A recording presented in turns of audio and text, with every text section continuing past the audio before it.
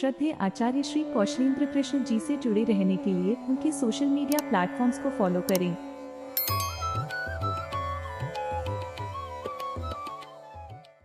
आज का वीडियो बहुत ही रोचक है क्योंकि आज के वीडियो में हम चर्चा करेंगे चातुर्वर्ण्यम मया सृष्टम गुणकर्म विभागशः की।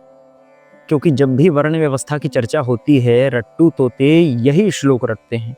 वैसे ये गीता का श्लोकार्ध है और एक ही आग्रह हम आपसे करेंगे कि आप वीडियो देखने से पूर्व ही कमेंट मत करिए, पहले वीडियो पूरा देख लीजिए, उसके उपरांत कमेंट करिए। हो सकता है आपके मन में जो सवाल हो, जो आक्षेप हो, उसके विषय में हमने इस वीडियो में पहले से ही चर्चा की हो। और यदि आपको वीडियो में कमेंट्स जो है वो टर्न्ड ऑफ मिले, मतलब कमेंट के लिए आप प्रतिबंधित हों, ऐसी स्थिति में आप समझ जाएं कि कुछ सूकरों ने यहाँ पर विष्ठा की मल की वर्षा कर दी है। समझ रहे हैं ना हमारी बातों को? इस कारण से हमने कमेंट्स को इस वीडियो के लिए ऑफ कर दिया है, तो इसमें चिंता की कोई बात नहीं है। अन्यथा यदि कमेंट्स आपको दिखें तो आप कमेंट करके आपके मन में जो भी है आप वो व्यक्त कर सकते हैं। और हम तो ये कहेंगे कि वीडियो को पहले पूरा देख लें, उसके उपरांत आप अपनी राय कमेंट्स में दीजिएगा। तो हमारे जितने भी अग्रज हैं, ज्येष्ठ जन हैं, गुरुजन हैं, श्रेष्ठ जन हैं, सबके चरणों पर कोटि कोटि वंदन समर्पित करते हुए हम आज के इस वीडियो को प्रारंभ करेंगे। और चातुर्वर्ण्यम मया सृष्टम गुणकर्म विभागशः इसकी चर्चा होगी। तो देखिए, जो लोग जन्मानुसार वर्ण व्यवस्था नहीं मानते हैं, अर्थात वर्ण व्यवस्था जो है जन्मानुसार नहीं होती, ऐसा जो मानते हैं वे अधिकतर कहते हैं कि भगवान ने गीता में ही इसका वर्णन किया है। कहाँ वर्णन किया है? तो कहा है भगवान ने कि चातुर्वर्ण्यम मया सृष्टम गुणकर्म विभागशः। वो कहते हैं कि यहाँ से ही भगवान ने वर्णन कर दिया है कि गुण कर्मानुसार ही वर्ण व्यवस्था है। तो इस बात को तो हम भी मानते हैं, इसमें कौन सी बड़ी बात है, हमारा भी यही मानना है। किंतु इससे यह सिद्ध कहाँ हुआ कि वर्ण व्यवस्था जन्म से नहीं होती? अर्थात चलिए हमने मान लिया कि वर्ण व्यवस्था कर्म आधारित होती है, इससे ये कैसे आप सिद्ध कर दोगे कि वर्ण व्यवस्था जन्म से नहीं होती? कर्म से होती है किंतु जन्म से नहीं होती, ये किस प्रकार से सिद्ध हो सकता है? या चातुर्वर्ण्यम मया सृष्टम गुणकर्म विभागशः, इसी उक्ति से आप कैसे ये सिद्ध कर सकते हैं कि जन्म से वर्ण व्यवस्था नहीं होती, वर्ण केवल कर्म से होती है? कैसे आप सिद्ध करोगे? यहाँ तो भैया शास्त्र कहते हैं कि जीव को योनि भी कर्मानुसार मिलती है, अर्थात कर्म शेष रहता है तभी जन्म होता है। कहने का मतलब ये है कर्म के कारण ही जन्म होता है। जब जन्म ही कर्मानुसार है तब आप जन्म और कर्म को परस्पर विरुद्ध कैसे खड़ा कर पाओगे? आप कहोगे कि नहीं, जहाँ पर कर्म के माध्यम से वर्ण व्यवस्था की बात है वहाँ पर स्वतः ही जन्मना वर्ण व्यवस्था जो है वो खंडित हो जाता है। कैसे कह पाओगे आप? अरे जन्म ही कर्मानुसार है, ऐसा वर्णन हमको शास्त्रों में मिलता है। ये पहली बात है, ये याद रखने वाली बात है, इसको याद रखिएगा पूरे वीडियो तक इस बात को। और इसका प्रमाण भी हम आगे आप लोगों के सम्मुख प्रस्तुत करने वाले हैं। अब दूसरे दृष्टिकोण से समझिए इस बात को कि मान लीजिए कि विश्व नामक एक बड़ी सी कंपनी है जिसके स्वामी का नाम ब्रह्म है। ध्यान से सुनिएगा, बहुत रोचक दृष्टिकोण से आपके सम्मुख प्रस्तुत करने का प्रयत्न कर रहे हैं इस बात को। विश्व नाम की एक कंपनी है जिसके स्वामी का नाम है ब्रह्म। उसके अंडर में बहुत सारे एम्प्लॉइज काम करते हैं जिनका भिन्न भिन्न पद है। कामों के अनुरूप उनको पद दिए गए हैं।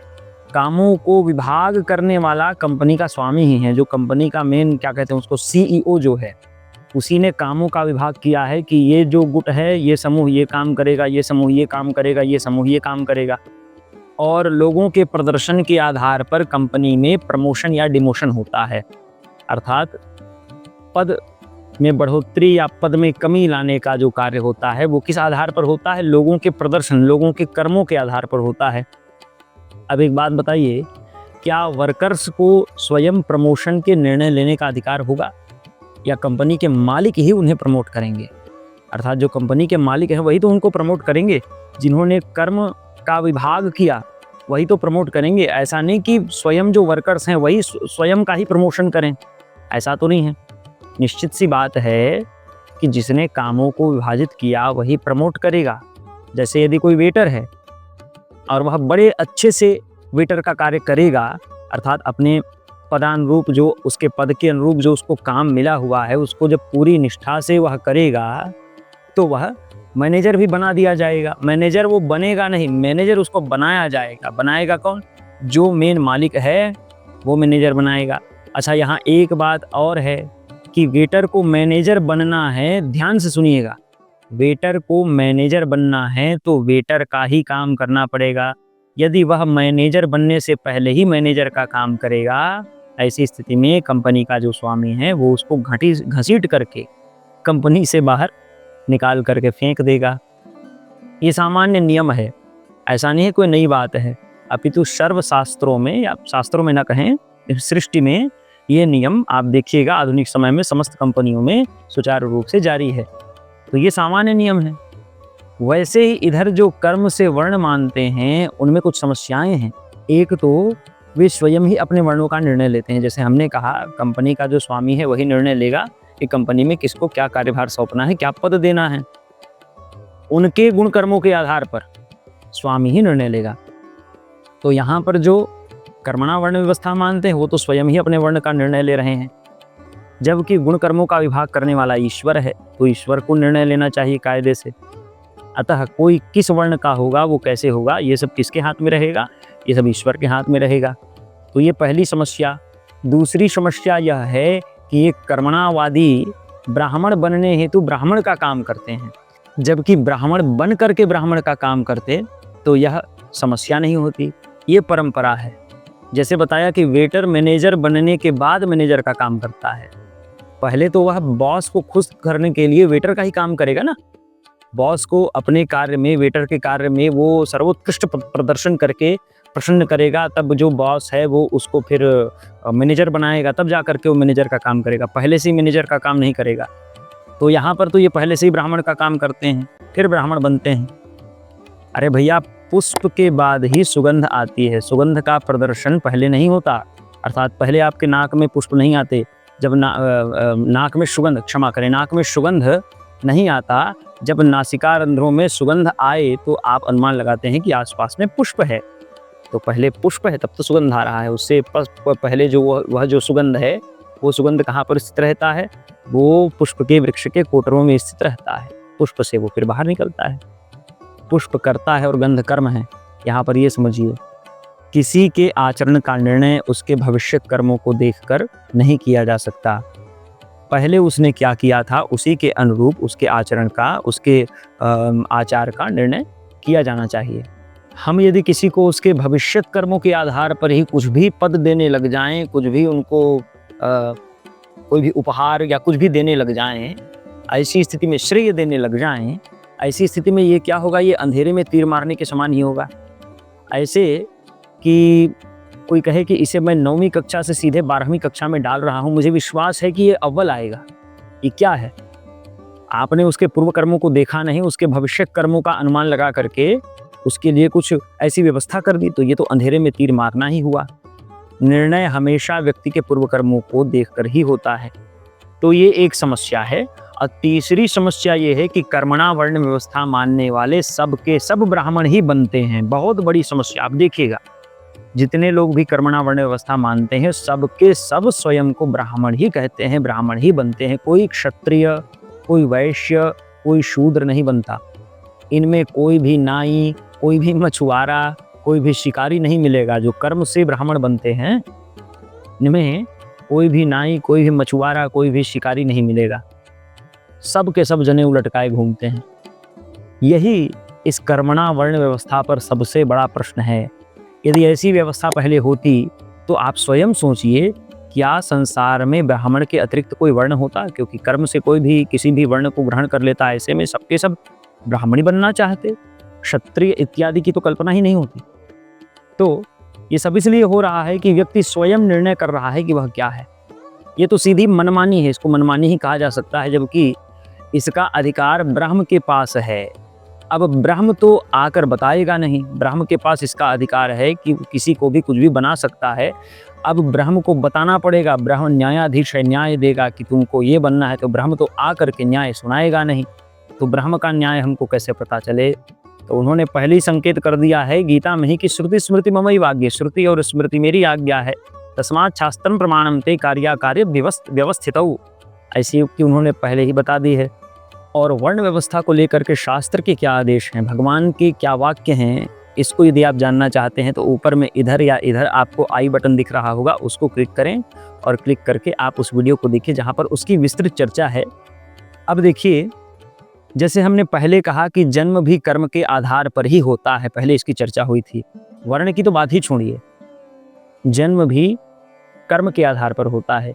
इसी का प्रमाण भगवद आज्ञा रूपी शास्त्रों में ऐसा है कि धर्मचर्या, ध्यान से सुनिएगा, धर्मचर्या जघन्यो वर्णः पूर्वम पूर्वम वर्णमापद्यते जाति परिवृत्तौ, इस प्रकार से उक्ति हमको आपस्तंभ धर्म सूत्र में प्राप्त हो जाती है। अब इसका अर्थ क्या हुआ? धर्मचर्या अर्थात धर्मचर्या के माध्यम से जघन्यो वर्णः, जघन्य जो वर्ण है, निम्न जो वर्ण है, पूर्वम पूर्वम वर्णमापद्यते, अच्छे अच्छे ऊपर ऊपर के वर्णों को प्राप्त करते हैं। कैसे प्राप्त करते हैं? धर्मचर्या से अर्थात कर्म से। धर्मचर्या क्या है? कर्म है।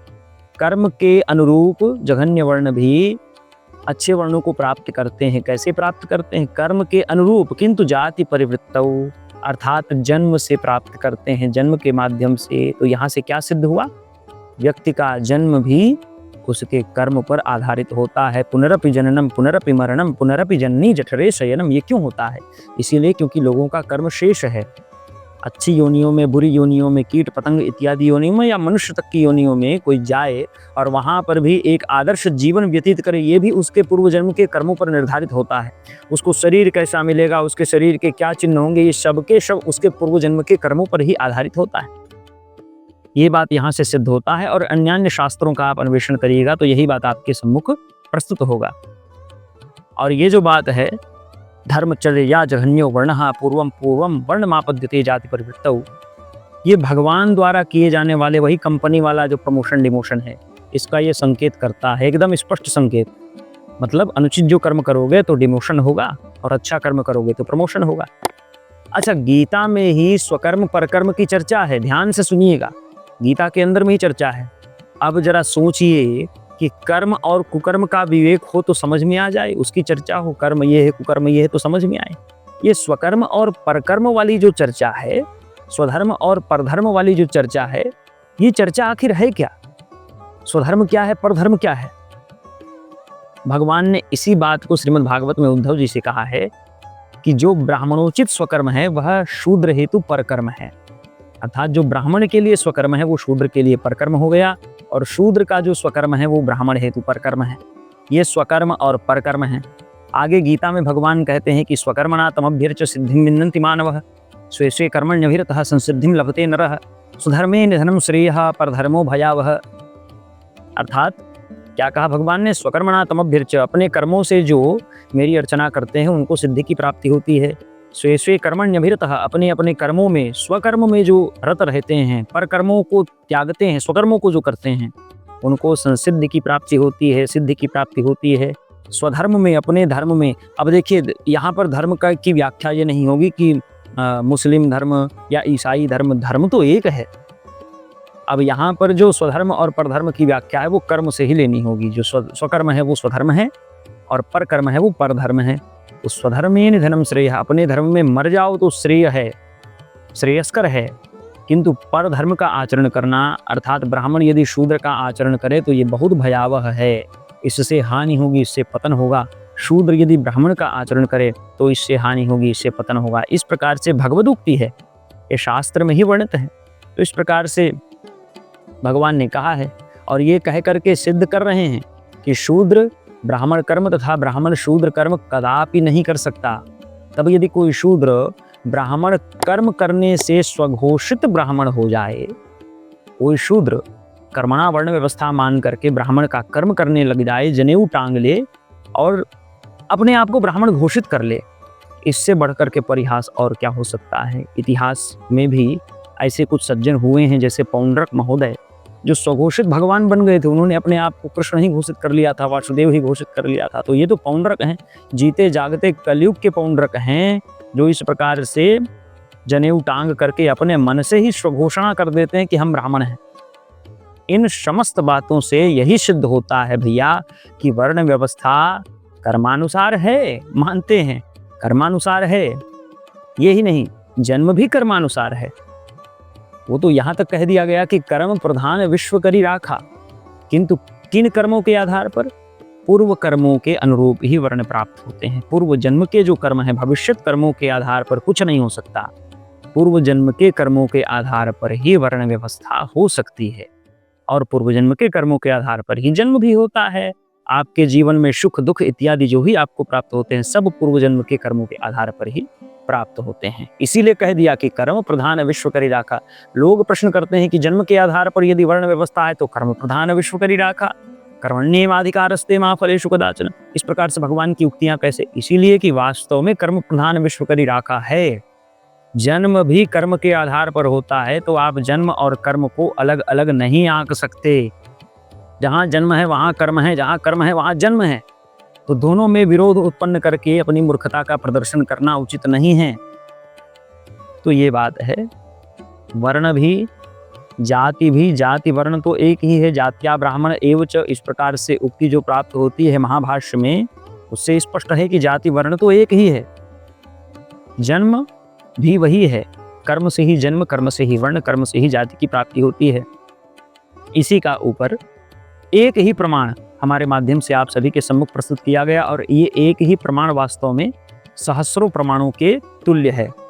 अब इतिहास में भी क्या इसके कुछ उदाहरण प्राप्त होते हैं हमको? तो इसका उत्तर है हाँ, बिल्कुल प्राप्त होते हैं। मित्रानंदन मैत्रेय ऋषि, जिन्होंने विदुर जी को भागवत ज्ञान दिया, उनके पूर्वजन्म की कथा में ही यह सिद्धांत झलकता है। सर्वप्रथम वो छोटे से कीड़े थे, अगले जन्म में शूद्र हुए, उसके अगले जन्म में वैश्य हुए, उसके अगले जन्म में क्षत्रिय हुए, उसके अगले जन्म में ब्राह्मण हुए। यदि कर्मणा वर्ण व्यवस्था होती, कर्म से वर्ण व्यवस्था होती, तो इतनी लंबी यात्रा करने की आवश्यकता ही नहीं थी। शूद्र मैत्रेय सीधा जाकर नमाजी या परिवारी, जो अमुक परिवारी जो फॉर्म है उसको भर करके उस संस्था से जुड़ जाते, और फिर बढ़िया जनेऊ टांग करके ब्राह्मण बन जाते। इतनी लंबी परंपरा को साधने की, इतनी लंबी यात्रा में जाने की कोई आवश्यकता ही नहीं थी। इधर विदुर जी, विदुर मैत्रेय की चर्चा हुई। विदुर जी महाराज मांडव्य ऋषि के श्राप से स्वयं धर्मराज यम थे, जो शूद्र के घर जन्म लेकर के आए थे, शूद्र के घर अवतरित हुए थे। वह जन्म से ही सर्वशास्त्र विशारद थे, अर्थात स्वयं धर्म स्वरूप हैं, धर्मराज हैं। उनको किसी शास्त्र को पढ़ने की आवश्यकता नहीं, उनके अंदर ही समस्त शास्त्र सन्निहित हैं। वे क्यों ब्राह्मण नहीं हुए? ये भी बहुत बड़ा प्रश्न है। वे भी ब्राह्मण नहीं हुए, वो जीवन भर दासी पुत्र ही कहलाए हैं। उन्होंने ये अपने आप से ही कह दिया। उन्होंने कहा कि शूद्र योना वहन जातो नातो न्यद्वक्तुमुत्सहे। महाभारत में उन्होंने कहा है कि मैं शूद्र योनि से आता हूँ, इसीलिए मैं वाचन करने के लिए अपने आप को पात्र नहीं समझता, क्योंकि मैं शूद्र योनि से आता हूँ। अगर विद्वत्ता मात्र से ब्राह्मणत्व होता, ऐसी स्थिति में विदुर जी महाराज तो उस समय के स्थिति में सबसे अधिक विद्वान लोगों के समूह में आते हैं, सर्वश्रेष्ठ हैं। ऐसी स्थिति में उनको ब्राह्मण होना चाहिए, लेकिन वे स्वयं को भी शूद्र कह रहे हैं, और बाकी लोग भी उनको शूद्र ही मानते थे। क्यों मानते थे? क्योंकि वर्ण व्यवस्था जन्मना ही है, कर्मणा है, लेकिन पूर्व जन्म के कर्मों के आधार पर है, वर्तमान जन्म के कर्मों के आधार पर नहीं है।